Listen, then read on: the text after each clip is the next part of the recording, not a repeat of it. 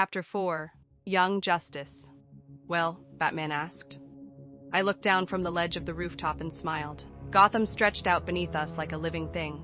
It breathed steam through vents, muttered through traffic, and whispered through the alleys where people thought the dark made them invisible. I could hear so much of it that I had to filter it out in layers. Conversations, engines, sirens, shoes scraping against pavement, a television playing too loudly in an apartment 14 floors below us, a man arguing with his girlfriend 3 streets over, a cat knocking something glass off of a windowsill. It was wonderful and terrible all at once. I think your city is loud, I answered after a few moments. Batman stood beside me, cape shifting in the cold wind. You'll learn to separate what matters from what doesn't. I already can, I replied. That doesn't make it quiet. Jonathan landed on my other side with a soft thud. He wore his Superboy outfit and had been practically vibrating since we left the cave. I think it's awesome. You can hear everything. You can see everything. It's like the whole city is talking. Damian crouched on the gargoyle to Batman's right. That's exactly the problem. If you listen to everything, you react to nothing. Jonathan frowned at him. That doesn't even make sense. It makes perfect sense, Damian said. You just dislike when I'm right. Batman didn't look at either of them. Damian is right. Jonathan's shoulders dropped. Of course he is. I giggled. And Superboy is right too. Batman looked at me. That made Jonathan perk up. Batman's gaze moved over the city. Gotham talks. Every city does. The trick isn't to ignore it. The trick is to understand what kind of conversation you're having. He pointed toward the street below. Tell me what you see. I followed the angle of his finger. Below us was a narrow street between 2 rows of old stone buildings. Some had been converted into offices. Others were still apartments with iron fire escapes, cloning to the sides. There was a corner store with steel bars over the windows and a flickering sign that promised coffee, lottery tickets, cigarettes, and sandwiches.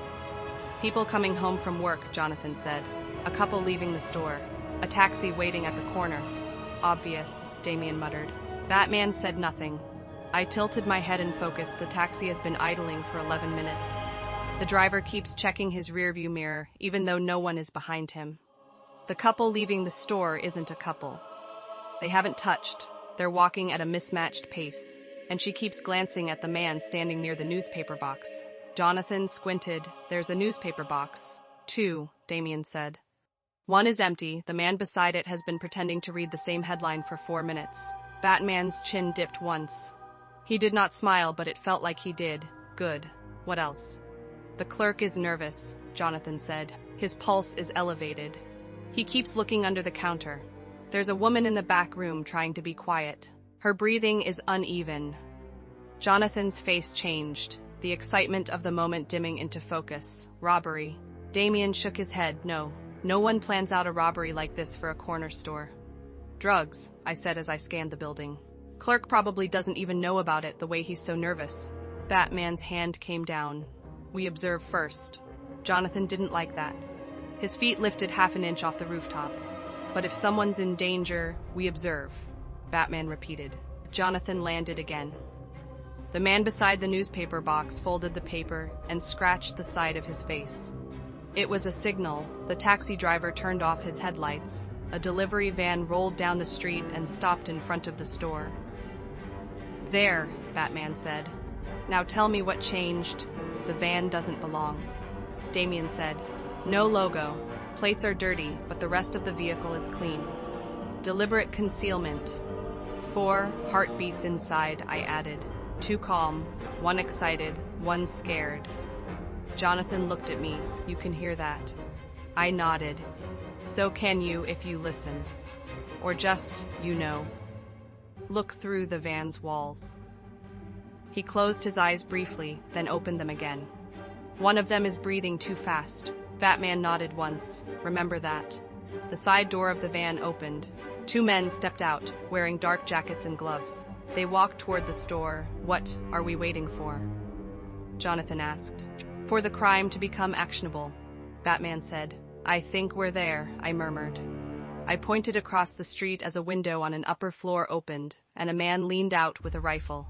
"Sniper," Damien said. Batman moved forward. Robin, Rooftop, Superboy, Van, Merida, civilians. We launched. Jonathan landed behind the van. Damien vanished upward. I drifted down in front of the store. The first man reached into his jacket. "Don't," Jonathan said. He did anyway. Jonathan moved, grabbing the gun and crushing it before it had a chance to clear the man's jacket. The second man turned to run.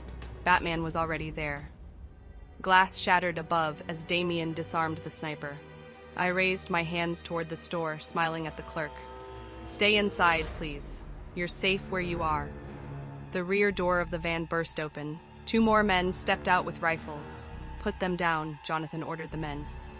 One of them raised his weapon, but I flicked my heat vision just enough to heat the metal, causing the man to yelp and drop it. Oh, what the hell? Please don't pick that up," I said. "It's still hot." He glared at and ran at me with his fist raised. Wait, don't do that," I tried warning him. He swung. There was a sharp crack as his fist impacted my jaw. I didn't move. His scream caused me to wince, not from pain, but just from the sound of the bones in his hands breaking. He collapsed, clutching at his shattered hand. "I tried to warn you," I said softly. Jonathan rushed forward. "Is he okay?" "No," Batman said as he flung the culprit, who had been trying to run away, to the ground. He suffered multiple fractures. I knelt beside the man before anyone else could stop me. He flinched and tried to pull away, but my grip on him was too strong. "Hey, it's all right. I'm not going to hurt you." "You already did," he gasped. "To be fair, you hurt you by punching me," I snickered. "But I'm willing to chalk it up to a team effort if you prefer. But stay still so I can fix it."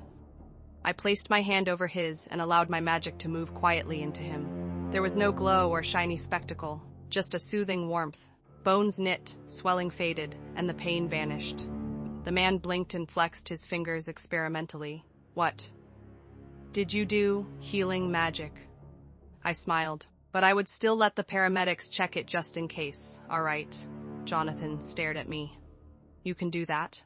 "I can pretty much do anything at this point," I replied. "But yeah." Damien, who had arrived after taking down the sniper, watched closely. "You allowed the injury, then reversed." "I didn't allow the injury," I corrected him. "I just didn't move out of the way. I didn't think it would hurt him that bad, though." Batman said nothing. "Why did you help me?"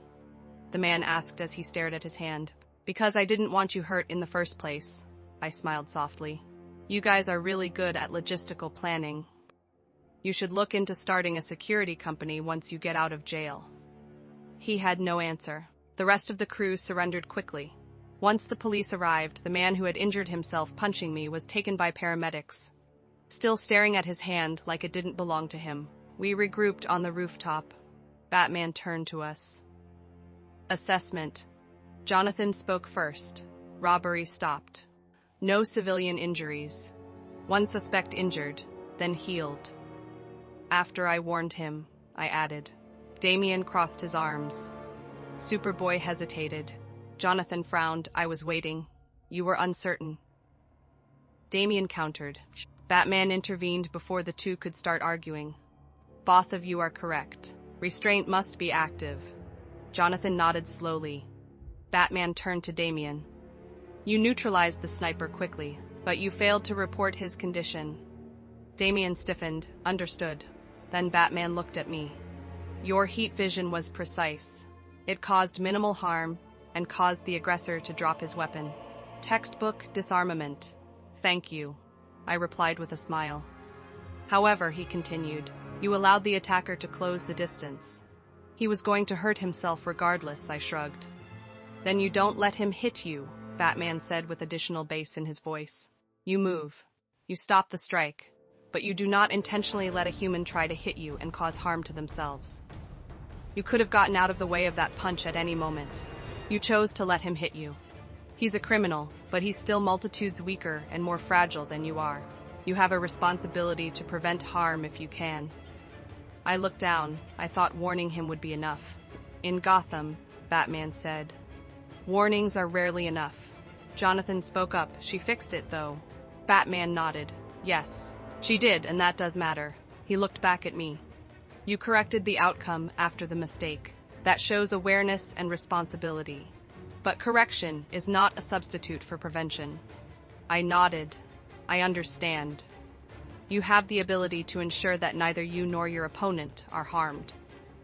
He repeated. I do, I agreed. Then that is the standard. He said with a level of finality that I had rarely heard. It wasn't meant as criticism. It was simply his expectation based on my ability. Healing him afterward showed restraint and compassion. He added, Keep that up. Yes, sir, I smiled up at him. Rain began to fall, and oracles called in over the communicators. Another crew was robbing a bank. We moved again. This time we worked better. Jonathan controlled his approach. Damien reports clearly. I slowed the getaway vehicle with magic. No one was hurt. Once it was over, we returned to the cave. B. Alfred met us with towels and hot tea. How was patrol? Educational, Damien said.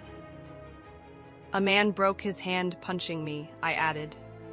Alfred paused, then looked at Batman as he arched his brow. I see. She warned him, Batman said simply. Alfred looked back at me. Quite considerate of you, miss. Jonathan paused as he looked between Alfred and myself, then started laughing. Damien lasted 3 seconds before joining him. Even Bruce's mouth twitched. And for all the noise of Gotham, for all of the lessons and danger and broken bones, that small, almost smile felt like the real victory of the night. And for a moment, just a small moment, it felt like having a real family again.